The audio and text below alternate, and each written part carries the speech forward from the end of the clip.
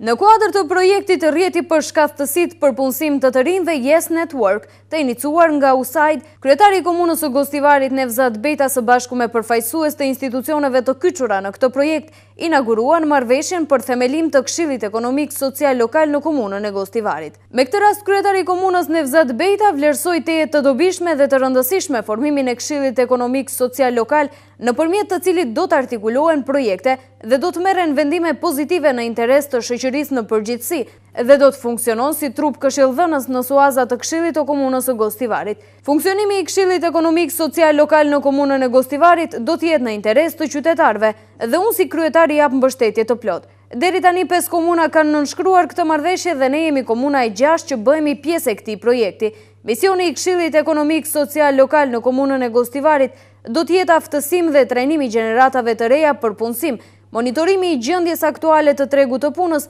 dhe mundësia e gjetjes së vendeve të lira për punësim. Me këtë të rinjët e Gostivarit nuk do të presin të gjejnë punë nëpërmjet agjencisë për punësim, por do të aftësohen vetë. Besojmë se me hapjen e Këshillit Ekonomik Social Lokal ne do të arrijmë të zvoglojmë papunësinë. Kjo është një përvojë e qyteteve të Bashkimit Evropian dhe Shteteve të Bashkuara të Amerikës, deklaroi kryetari Bejta, i cili me këtë rast shprehu falënderim për përfaqësuesit e USAID-it për bashkëpunimin e deritanishëm dhe aktivitetet e deritanishme të realizuara në komunën e Gostivarit. Pjesë e projektit është edhe hapja e qendrës së karrierës në Agjencinë e Punës dhe 3 shkollat e mesme komunale, të cilat veçmë janë vënë në funksion. Në ceremoninë e mbajtur në sallën e Këshillit Komunal, fjalë rasti mbajtën edhe Michael Stjevater, drejtori i zyrës së USAID për demokraci dhe vetë qeverisje lokale, si dhe Natasha Bulevska-Murxeva, përfaqësuese e USAID-it në Maqedoni, të cilat mes tjerash folën për funksione që do të ketë kjo qendër.